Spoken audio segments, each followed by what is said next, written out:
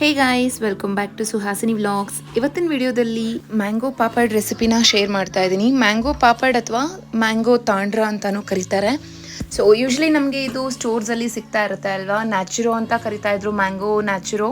ಆಮೇಲೆ different fruit ಫ್ಲೇವರ್ಸಲ್ಲೂ ಸಿಗುತ್ತೆ. So ಈಗ ಸಮ್ಮರ್ ಆಗಿರೋದ್ರಿಂದ ಮಕ್ಕಳಿಗೆ ಈ ರೀತಿ ಮಾಡಿಕೊಟ್ರೆ ತುಂಬ ಎಂಜಾಯ್ ಮಾಡಿಕೊಂಡು ತಿಂತಾರೆ. ಒಂದು ರೀತಿಯಲ್ಲಿ ಜಲಿ ಥರನೇ ಕಾಣಿಸುತ್ತೆ. ಇದನ್ನು ಮಾಡೋದು ತುಂಬ ಸಿಂಪಲ್. ಸೊ ಬನ್ನಿ ಹೇಗೆ ಮಾಡೋದು ಅಂತ ನೋಡೋಣ. ಅಟ್ ಫಸ್ಟ್ ನಾನಿಲ್ಲಿ ಮ್ಯಾಂಗೋಸ್ನ ತೊಗೊಂಡಿದ್ದೀನಿ.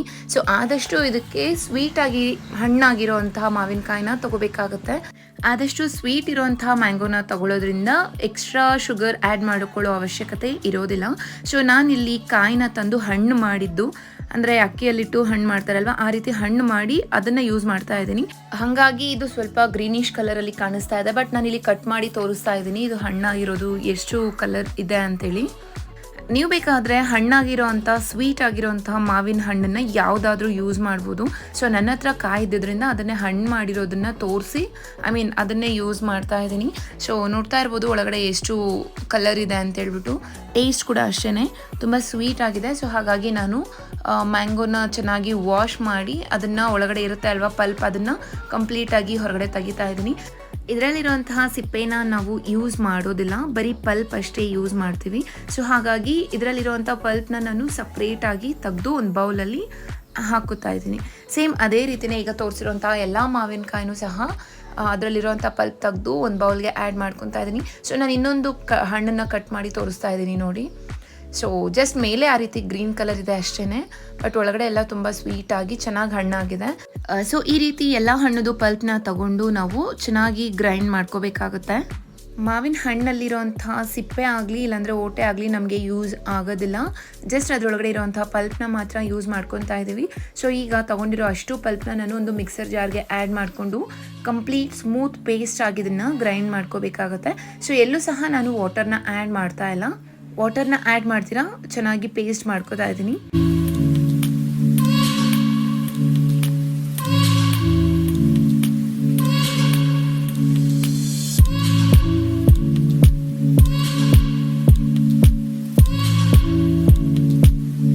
ಸೊ ನೋಡ್ಬೋದು ಎಷ್ಟು ಸ್ಮೂತ್ ಆ್ಯಂಡ್ ಫೈನ್ ಟೆಕ್ಸ್ಚರ್ ಇದೆ ಅಂತೇಳಿ. ಈ ರೀತಿ ಟೆಕ್ಸ್ಚರ್ ಇದ್ದರೆ ನಮಗೆ ಸಾಕಾಗುತ್ತೆ. ನಿಮಗೆಲ್ಲಾದರೂ ಇದ್ರ ಮಧ್ಯದಲ್ಲಿ ಚಿಕ್ಕ ಚಿಕ್ಕ ಪೀಸಸ್ ಏನಾದರೂ ಹಾಗೆ ಉಳ್ಕೊಂಡಿದ್ರೆ ಏನೂ ತೊಂದರೆ ಇಲ್ಲ, ಹಾಗೆ ಇರ್ಬೋದು.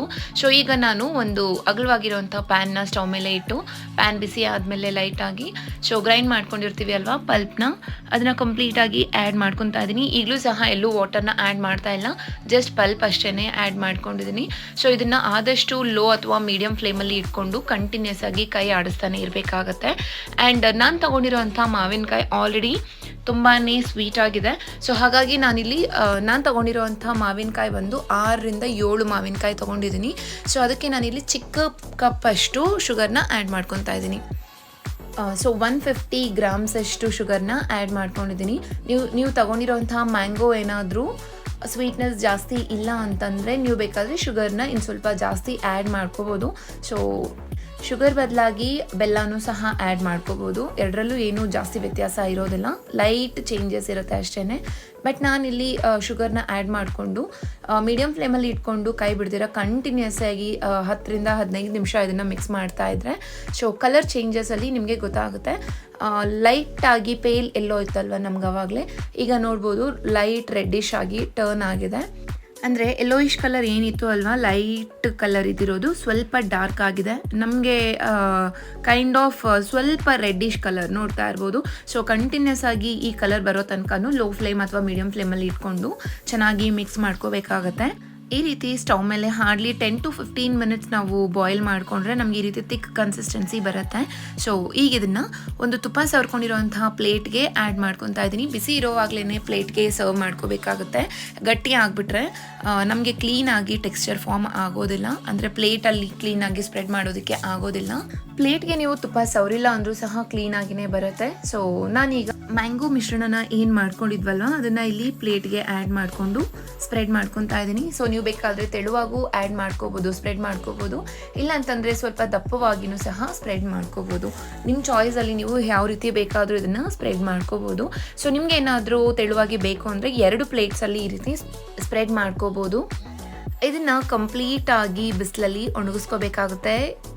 ತುಂಬ ಬಿಸಿಲಿದ್ರೆ 1 ಡೇ ಸಾಕು. ಇನ್ ಕೇಸ್ ನಿಮ್ಗೆ ಏನಾದರೂ ಇದನ್ನೂ ಒಣಗಿಲ್ಲ ಅನ್ನೋ ಹಾಗಿದ್ರೆ 2 ಡೇಸು ಸಹ ಇಡ್ಬೋದು. 2 to 3 ಡೇಸ್ವರೆಗೂ ಇಡ್ಬೋದು. ತುಂಬ ಬಿಸಿಲಿದ್ದಿದ್ರಿಂದ ಜಸ್ಟ್ 1 ಡೇ ಅಲ್ಲೇ ನನಗೆ ಕ್ಲಿಯರ್ ಆಗಿ ಕಂಪ್ಲೀಟಾಗಿ ಒಣಗಿದೆ ಇದು.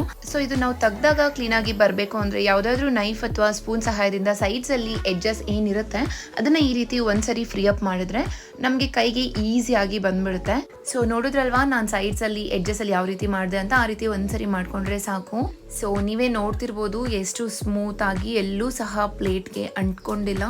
ಚೆನ್ನಾಗಿ ಒಣಗಿದ್ರೆ ಈ ರೀತಿ ಕ್ಲೀನಾಗಿ ಬಂದ್ಬಿಡುತ್ತೆ. ಆ್ಯಂಡ್ ಎಷ್ಟು ಶೈನಿಯಾಗಿ ಕಾಣಿಸ್ತಾ ಇದೆ ಅಲ್ವಾ. ಆ್ಯಂಡ್ ಹಾಗೆ ಇದನ್ನು ನಾನು ಕಟ್ ಮಾಡಿನೂ ಸಹ ತೋರಿಸ್ತೀನಿ. ಸೊ ತುಂಬ ಈಸಿಯಾಗಿ ಅಂದರೆ ಚೆನ್ನಾಗಿ ಒಣಗಿದ್ರೆ ಪ್ಲೇಟ್ಗೆ ಎಲ್ಲೂ ಸಹ ಅಂಟದಿರ ಕ್ಲೀನಾಗಿ ಬರುತ್ತೆ. ಇನ್ ಕೇಸ್ ಹೇಳಿದ್ನಲ್ವಾ ನಿಮ್ಗೇನಾದರೂ ಕ್ಲೀನಾಗಿ ತೆಗ್ದಾಗ ಬರ್ತಿಲ್ಲ ಅಂತಂದರೆ 3 ಡೇಸ್ ಸಹ ನೀವು ಒಣಗಿಸ್ಕೋಬೋದು. ಫ್ಯಾನ್ ಕೆಳಗಡೆ ಇಡ್ತೀರಾ ಅನ್ನೋ ಹಂಗಿದ್ರೆ ಅದನ್ನು ಸಹ 2 ಡೇಸ್ ತನಕ ಇಟ್ಟು ಆಮೇಲೆ ನೀವು ಈ ರೀತಿ ಪ್ಲೇಟಿಂದ ತೆಗಿಬೋದು. ಸೊ ನಾನು ಎಷ್ಟು ದಪ್ಪ ಮಾಡಿದ್ದೀನಿ ಅನ್ನೋದನ್ನು ತೋರಿಸ್ತಾ ಇದ್ದೀನಿ. ನೀವು ಬೇಕಾದರೆ ಇನ್ನೂ ತೆಳುವಾಗೂ ಸಹ ಮಾಡ್ಕೋಬೋದು. ಸೊ ನೋಡಿದ್ರಲ್ವಾ ಎಷ್ಟು ಸಿಂಪಲ್ ಆ್ಯಂಡ್ ಈಸಿಯಾಗಿ ಮ್ಯಾಂಗೋ ಪಾಪಡ್ನ ಮಾಡ್ಕೊಂಡ್ವಿ ಅಂತ. ತೆಳುವಾಗಿ ಮಾಡಿದರೆ ಇದನ್ನು ರೋಲ್ಸ್ ಥರ ಸುತ್ಕೋಬೋದು, ಇಲ್ಲ ಅಂತಂದರೆ ಸ್ಕ್ವೇರ್ ಶೇಪ್ಸಲ್ಲೂ ನೀವು ಕಟ್ ಮಾಡಿ 1 ಇಯರ್ವರೆಗೂ ಏರ್ ಟೈಟ್ ಜಾರ್ಸಲ್ಲಿ ಸ್ಟೋರ್ ಮಾಡ್ಕೋಬೋದು. ಸೊ ನೋಡಿದ್ರಲ್ವಾ ಎಷ್ಟು ಈಸಿ ಆ್ಯಂಡ್ ಸಿಂಪಲ್ ಆಗಿ ಮ್ಯಾಂಗೋ ಪಾಪಡ್ ಮಾಡಿದ್ವಿ ಅಂತ. ರೆಸಿಪಿ ಇಷ್ಟ ಆಗಿದೆ ಅಂತ ಅನ್ಕೋತಾ ಇದ್ದೀನಿ. ಇಷ್ಟ ಆಗಿದೆ ಪ್ಲೀಸ್ ಲೈಕ್ ಮಾಡಿ.